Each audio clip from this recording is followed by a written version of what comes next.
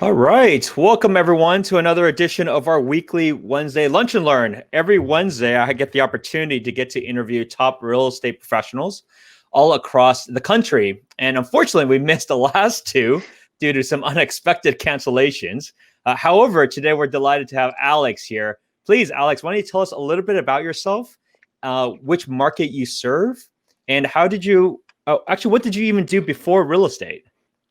Yeah, thanks, Spencer. Hi, everybody. I'm Alexander Phan. I'm a principal broker with Keller Williams Realty here in Portland, Oregon, or the entire Portland metro. I live in Beaverton, headquarters of Nike, if you've heard of that company before. And I've been a realtor now for 13 years. But prior to real estate, let me phrase this correctly. At the same time as I got my license, I was working at Intel, which is our largest employer here in Oregon. I really was not enjoying that kind of environment. Don't get me wrong, I like the work and all that stuff, but I didn't get pleasure out of the work that I did, right? I wasn't getting feedback on certain things, and decided at that time, I bought my home too at the time, so I was a first time home owner, and through the experience of working with my agent, I just kind of decided, you know what? I think I can do this. I'm pretty sure I can do this. I think I can do it better, and not Nice. to say anything bad on them, but I just like, hey, I think I can do this. So kind of then fast rewind too. That was 2007, and then recession. I was ultimately laid off from Intel, from our position because of they were downsizing, and that kind of was like maybe a blessing in disguise a little bit. It was really a challenging time, as some of you can recall back from 2007, 2011. Myself as being a first time homeowner, I was underwater myself too, and struggling to make the mortgage, getting laid off, and figuring out, hey, I got to make it in this business. And so I really had nothing to lose, basically, and took all the things I was learning from Intel about process systems, being efficient, right, eliminating waste, lean, right? Lean is the principle as adopted by Toyota. Anyway, so I was lucky that I made short sales kind of my niche at the time. And going through the experience myself, I had to short sell my own home. That made me an expert going through the process myself. And I was really lucky, Spencer. I was up at like midnight one night, and I was just like on GoDaddy, right, buying domain names. And at that moment, I don't know what, like whoever let it lapse, right? This is why you should always have your GoDaddy payment updated so you don't lose your domain names. And it was portlandshortsales.com was available at that night. I was like, oh my God, I got to buy it. And I know who had it before. So I was like, oh, that's a boo boo. But I bought it. And I built a whole lead generation website platform around Portland short sales. I, of course, started listing a lot of properties too. If it's okay, I'll just keep going with this. It's Yeah, part of the please. story, right? But like I Yeah, took yeah. advantage of systems, right? Like anytime there was I'm people know me as a geeky guy, I guess, techie person. I look at myself as an early adopter. I love new technology. At that time, Zillow was still fairly newer. They were around, but they rolled out with agent reviews. When they rolled out agent reviews, I, being a young consumer myself and how I look at reviews, I was like, I need to get on that. And so immediately I kind of like went back to all past clients, all past deals, got a lead on the reviews. Today we've got over 300 reviews on Zillow.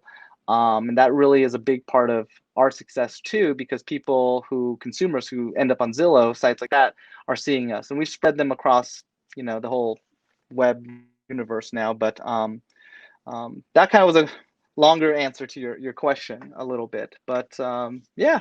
No, that's awesome. No, thank you. So, I mean, you're right. I mean, during when you first got started, why do real estate at that time versus just trying to find another job, right? Like, how long were you working at Intel or a similar company before you're like, all right, let's do something on my own, in a sense? Well, again, I got my license before being laid off, so I was already doing the real estate and Intel. Like, hey, let me. Right. Then getting laid off really, like I said, didn't give me many other options.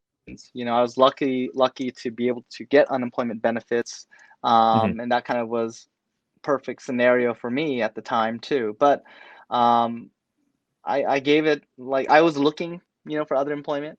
You Hmm. know, as a part of being on unemployment, you have to keep looking for employment and you have to Yeah, yeah, report yeah. every week. Right, But at the time, no one was hiring, especially in some of those positions and trades and whatnot. And so you know, it wasn't hard to not find a job either, I guess, you know. Um, right, but yeah, then I was having success in real estate. I was right, doing well, and you know, there's no turning back after that. right. And when did you what tell walk us through, like, let's say it's 2007 or 2008, like what was the production levels at those times, and when was it a moment for you to be like, all right, I can actually do this as a profession now, where it was kind of a side, kind of side thing for a while. Yeah, I well, I mean, I knew the unlimited potential. I can see I joined, you know, in 2007, I made a classic rookie mistake, which was I joined an office that was kind of low fees, low desk Mm, fees, not a lot of support, not a lot of mentoring, things like that, and limped through my first year of that, you know, before recognizing, oh, that was not a good idea. right. Um, and it was in 2010, basically, when I had kind of more of my breakthrough moment. When I joined Keller Williams. I've been with Keller Williams now 11 years. It was their bold Hmm. class that I took. And really that kind of that class, and also some of the other training I was taking, and hyper focus on lead gen at the time, I was producing leads, you know, massive amount of leads. So the opportunities were there. If anything, I was dropping balls too, you know. So but I started getting quick sales. You know, I was getting my best month in December 2010. I had 5 escrows, which, you know, Wow. it's not. I mean, it's a really, it's good. Any agent Yeah, so yeah. happy to have 5 escrows. And Oh so for yeah. me, that was like, great. I can do this. I can stay focused on this. You know, to get five at a time. And and also too, the real driver for me, Spencer, was like being when I was in that pit, when I got laid off and I was like, you know, at the bottom. It's a painful thing to go through, and I don't wish it upon anybody. Hmm. And it really kind of was a driver. And like, look, you do not want to go back to that place. You do not want to be in a situation where you gotta, you know, decide who, you know, rob Peter to pay Paul type situation. All right, I'm taking from this credit card, pay this credit card. I'm just like, you know, transferring balances basically, right? And the Mm. debt kept growing. But I said I'm never going back to that, and it was the mindset, you know, for me that really helped.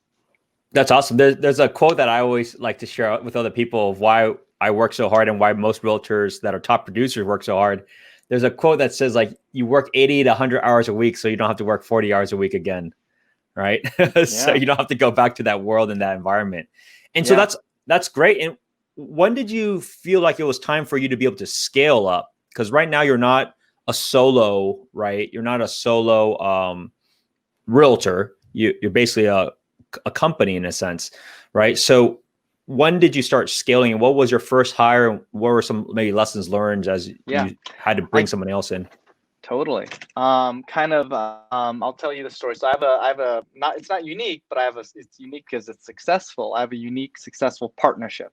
Right. My business partner, Scott Hall, is my protege, 50-50 in on our business. And it was in 2010, really just kind of me looking for an accountability partner. Spencer, I was, you know, I needed the people to make sure I was successful and Mhm. doing what I was saying I was going to do. And I went through a series of meeting a few different agents in the office, literally met Scott in the mailroom, copy room, right? Like, hey, bud, what's up? I noticed you're showing up at 7 in the morning like me. So I like you because you're here. Yeah. And we're like, great, can you make sure I'm here again tomorrow? It just kind of started like that. But Wow. where the recognition, Spencer, was as I was really focused on generating lots of leads, you know, again, coming from Intel, I'm a tech data guy. I'd go show buyers homes, but show them 10, 15 homes, maybe before they wrote. And then I got to the point where, hey, Scott, I got these extra leads. I can't service these. Can you go on a few of these? And man, that guy was just, he was getting contracts, like one showing contracts. Wow. Done. And I was like, whoa, something. He's really good at something here. Yeah. Or I'm not really good at His something. conversion His is conversion crazy. is way better. So I was like, Yeah. hey, let's have you do more of those. And so he was my first, not hire, right? Looking back Buyer, at it, almost like a buyer's agent, kind of, right? exactly. Yeah. Yeah. I mean, going back and, I mean, I know Scott's probably, we've been together since 10 years almost now. And Wow. so, any partnership is just like a normal relationship, right? You've got the same similar issues, communication, expectations, all normal things. We definitely had a few years working through those, but I recognize that he was really great at that, and here's where I'll focus my energy, right? And conversely, I'd realize I'm a better listing agent. Mm. With the way I present and go over details and plans and facts, I'm better situated to present to a seller versus a buyer. I'm good with buyers too, but right, conversion, Right, he's right. faster. So we switched and said, hey, how about I handle all sellers, you handle buyers? That was the makeup. So I was going on all listing appointments, doing high level of that. And over time, our after that, we hired our admin, admin support staff. If you look at the MREA model, that's where you should start first. But I started literally with a buyer's agent first and then turned into a partner. Wow. And then we hired admin. Didn't know anything about having an admin employee. Definitely learned a lot of hard lessons there. I went through 4 basically admins. And then now where we really, of course, know what we're looking for, what type of support we need, how we manage, and how we communicate. And I'll quick let you know. See, I'll give everyone an idea of where we're at now so they know. Okay, Yeah. so currently we've got 11 people on our squad. That includes myself and Scott. We're the principal owners. We have, I should say, we did have a full-time operations manager, and we still have her, but she's not full-time. Basically, with COVID, we're just kind of piecing it together, and it's working out actually better, in my opinion. But so we do have a full-time virtual assistant in the Philippines. She does all of our transaction coordinating and agent support for different things, tasks that we have her do. She's been with us 2 years and been fantastic.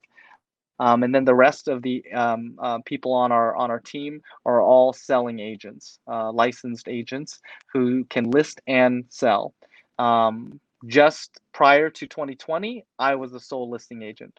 Mm. Best year took like 50, 48 listings. I listed and sold, and now we in 2020, right before COVID, we said, look, agents, we want you to list. We want you to have that opportunity back, and that was really great for them. Quite a few of them have taken a few listings, and so I've been really happy for them that they can have that experience.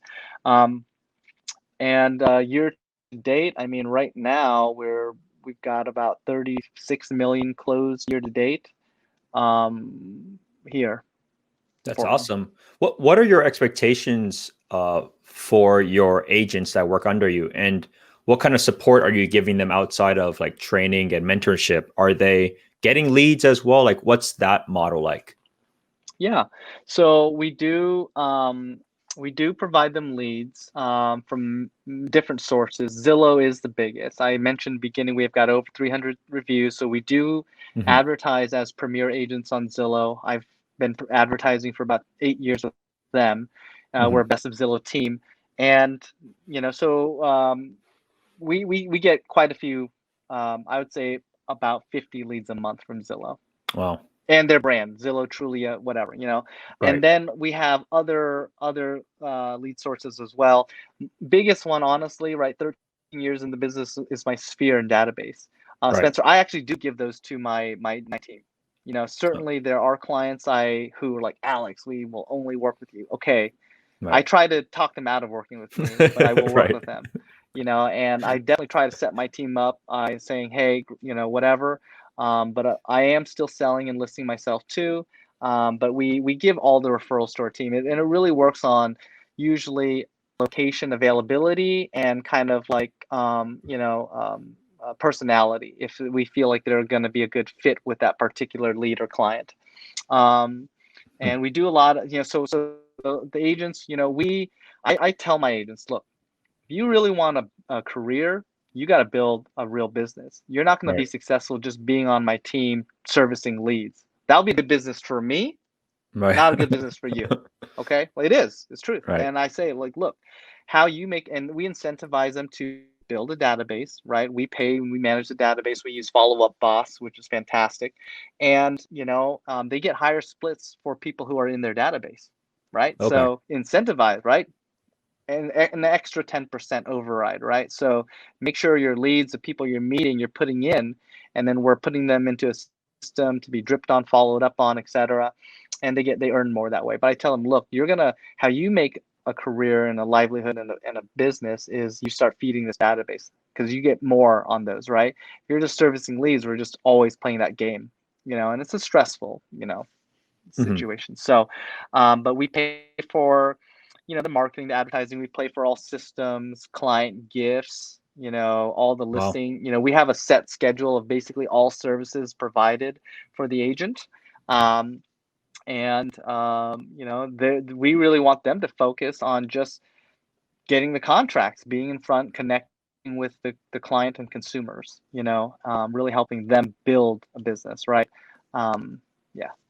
That's awesome. I mean, especially you mentioned there's so many things. I definitely need to learn about your Philippine VA when it comes to the contract side. It's hard enough to find somebody in the US to do it a good job for that. So that's but the aspect of you guys being able to provide, that's a lot of support that you guys are giving to your agents. So I hope your agents are very aware of that arrangement. It's very generous. Um, Well, yeah, I have a low turnover rate. I right. think they do, Good. actually, it's kind of funny you say that. I think they do. I mean, that's my opinion. Because I have a low turnover rate. Like I said, we don't really lose people. We've only lost two people and for unique circumstances. But my longest buyer's agent has been with me, 8 years too, and Wow. so, but I will say it's hard to recruit. And I've been like, Mm, I'm not a good recruiter. I'm not promoting our value to agents as well, because we're at a point where, again, COVID has shown we're busy. We right. actually have an abundance of leads. I actually have more leads. Our leads are not getting picked up, Right. and so we have to hire more people to service them. And actually, I'm having a difficult time. People like either believe they can do it on, they don't see the Right. value of what I'm providing, but that's okay. Yeah. No, it's interesting, right? It's like people that are busier than ever right now. And then, but at the same time, there's a lot of people that have no idea what they're even doing, and they're just lost. And so rather than having the ego to just do it on your own when it's clearly not working, like partner up, team up, like understand like the situation. Sure, a year, 5 years goes down the line and you feel like you can do it on your own. There's nothing wrong with, somebody doing it on their own and trying it for themselves. Right. I mean, look at Mhm. football. Look at Tom Brady as an example, right? He's been a system quarterback for the Patriots forever, and now he wants to do it on his own. So if somebody at that top level can do it, then any agent can also do it that way. So that's awesome about the scale. So tell us a little bit about the local market. I mean, what's been going on in Portland, right? Like Well, Portland, interesting enough. Yeah. Tell me what's it was going on fun. there. Yeah, I mean, like, it was fun to watch the presidential debate and have us highlighted like three times, like how terrible Portland is. Really not that bad. Really, really not bad at all.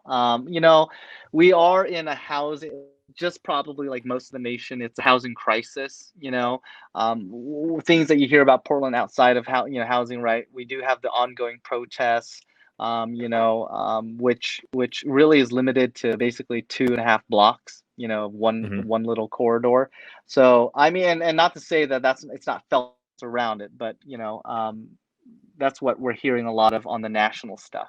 But housing wise, it is like, okay, the crazy statistic is like in the last 24 months, we've had 20 months that it's been below 2 months of supply. And Mhm. prior to that, like basically all records before that, we only had 4 months ever under 2 months supply. So we're running in the longest kind of drought of supply we've ever experienced before in our area. And as you mentioned, right, we're all busy. How the pandemic has not changed people's view on housing or desire or need for housing, and right to have the comforts that they would like if they're working from home, educating from home, etc.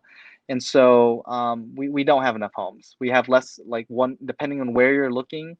Uh,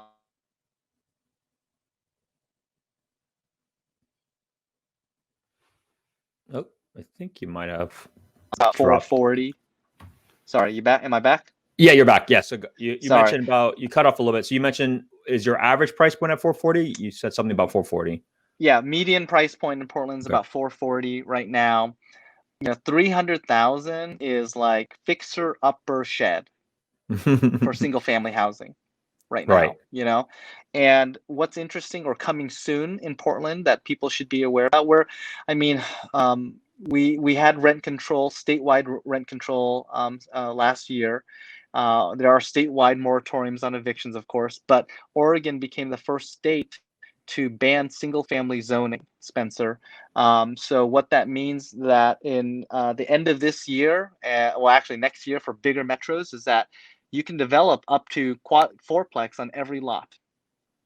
Oh, wow. Okay. Duplex, triplex, cottage clusters. Single family zoning has been eliminated.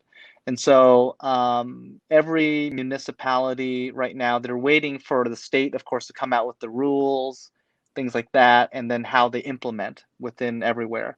But what we're going to see, of course, is hopefully more supply of affordable housing units, right? Getting ADUs. I don't know if that's a term that's Hmm. everywhere Hmm. else, but accessory dwelling units are very popular here now, and that's how we're increasing affordability, right? Getting a property that you can rent out a section of helps you afford the home. But yeah, it's. I grew up in Portland my whole life. I was born here, and I remember. I mean, even in 2008, right, the recession, I sold homes for $40,000, Spencer. Okay, Wow. that same neighborhood is a 350 neighborhood now. For a $40,000 home I sold just 10 years ago, not even. That's that's incredible. So Portland is still a desirable market, though. What we're seeing, people are still relocating and moving here. Population-wise, our state expects a huge 500,000 increase over the next 5 years. Hillsboro is where Intel is mostly headquartered and centered here. They're Mhm. the fastest growing and richest city in Oregon. They have the largest master plan sub-community being developed right now. And yeah, median price for those homes are 600,000, Wow. and up. Um, and so we expect more people to move to Oregon for sure over the next few years. We have good climate, pretty much. We just had fires recently, which was the first time ever. But Hmm. Portland still seems to be very attractive compared to other metropolitans like California or wherever. Hmm. The is there because of what's been going on in downtown Portland, like, do you find those real estate prices impacted given the stigma around it right now? Is it actually a real feeling Yes, that's happening? absolutely, absolutely. Home. I mean, we're getting 1 to 0 showings on condos downtown right now. People Wow. just don't, I mean, not this unless this price really low. There's not demand as much or interest.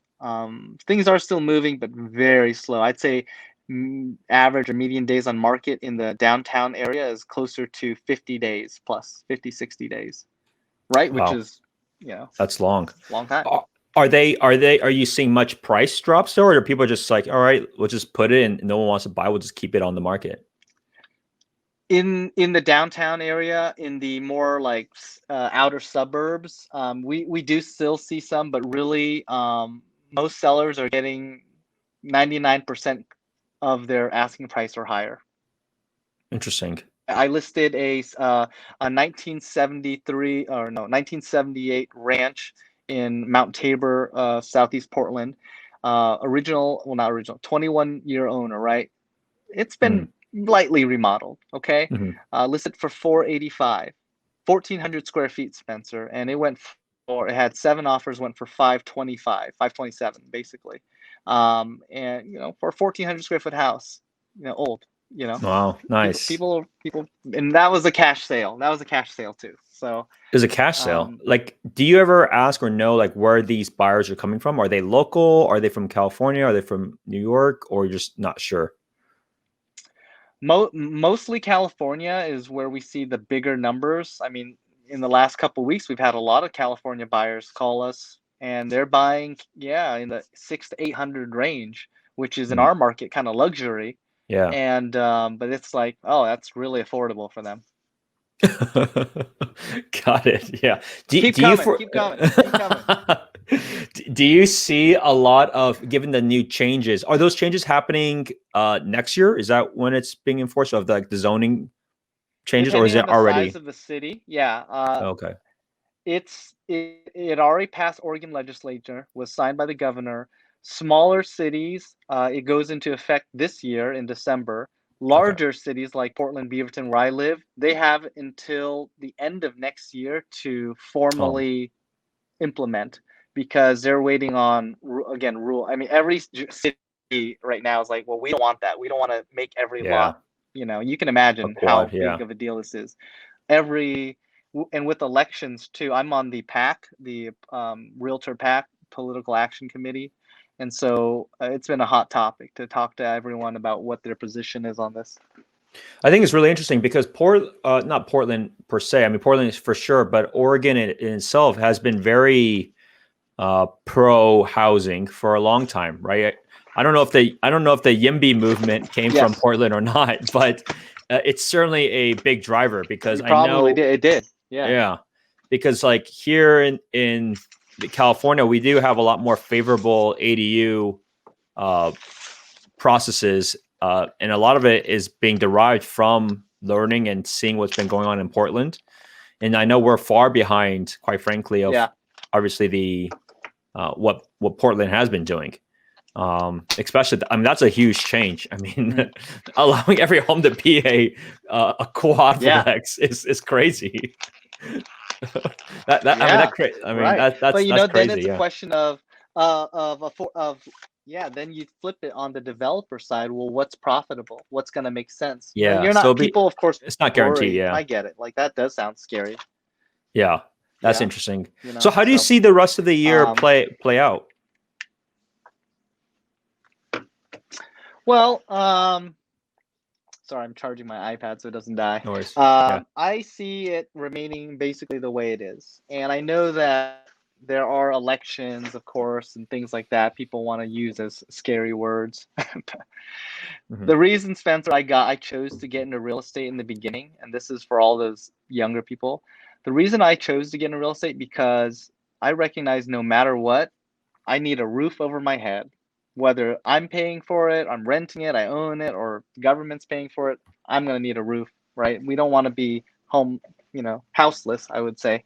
hmm, And you know, uh, historically, prices increase, right? We look at right. the conforming loan rate, that's ballooned increase, right? Like, so real estate attractive because of that, and that's why the private sector is now getting so involved in our industry, because they see how much money is there. But I expect this year to be strong. I mean, right now there's no solution to the supply. If Yeah, interest rates go up, sure, prices will come down a little bit, but that doesn't solve supply either. So those buyers who need to buy are just going to be stuck paying more. And I think people, of course, are waiting for the pandemic, of course, to figure out what's happening to the economy and whatnot. But I think it's going to be really strong still. I don't foresee any slowdown personally. And got it. and if there is, they say, like, I'm taking this from NAR and other places, but right, maybe April of next year is when we start seeing some of these defaults coming in. As people are not able to get off of their forbearance program and kind of reestablish themselves. Got it. Yeah. That is- You guys can hear me, you can chat with me, but I really appreciate this time.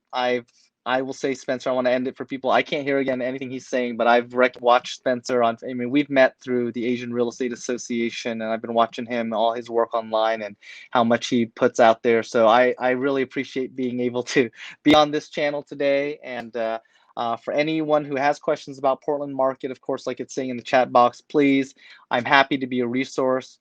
I talk people out of selling homes all the time, right? So, like, you can come with me for the honest opinion and answer about anything. And if I don't know it, I'll lead you to the person who does. Okay.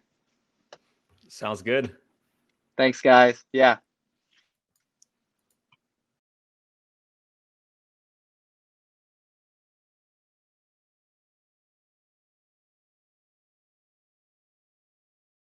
Thanks for making it to the very end of my YouTube video. If you like the content, please hit that subscribe button. Make sure you hit that little bell as well, since it'll give you notifications of when my next episode is. If you know of anyone that is considering to buy or sell a home here in the Bay Area, I'm never too busy to help more people. Always welcome to have a conversation, regardless if you're ready to go right now or if you wanted to buy 5 years later. Click on that calendar link and then you'll be able to book an appointment with me and love to have a conversation about your situation. In the meantime, I also do have a monthly newsletter, so feel free to hit that link below and then you'll be able to get my updates, personal updates that I write once a month in terms of what is going on with the market and some of my latest activities. Hope to see you at the next one. Thank you.